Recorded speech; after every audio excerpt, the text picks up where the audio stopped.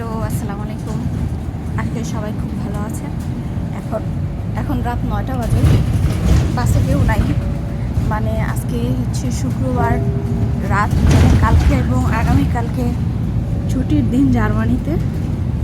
তা আমার এখন মনে হলো যে আমার বাসায় ডিম নেই, তাই আমি বের হচ্ছি, একটু নেটোতে যাব, কিছু কেনাকাটা করব, এটাই আর কি।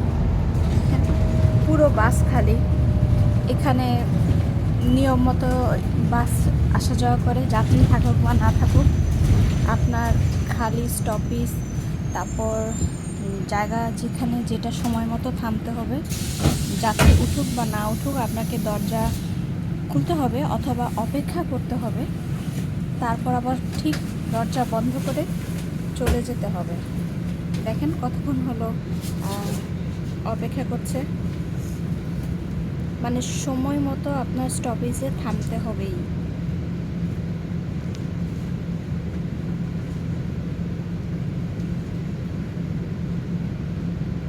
প্রায় 1 মিনিটের মতো।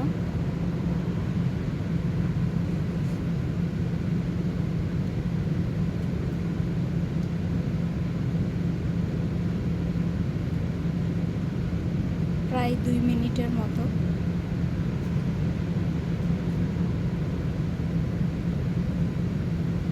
প্রায় 3 মিনিটের মতোই কাছাকাছি আর কি।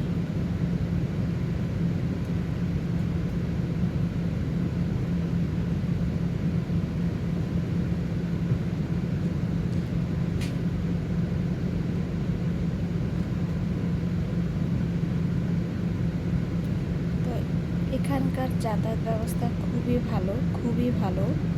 রাস্তাঘাট এত সেফ। বাংলাদেশে যে অবস্থা, এখানে বাৎসরিক মনে হয় 5টাও রোড অ্যাক্সিডেন্টের কোনো ঘটনা হয় না। আর এখানে থাকতে থাকতে যতটুকুই আছি এতটা সেফ ফিল করি। বাংলাদেশে গেলে আসলে কিভাবে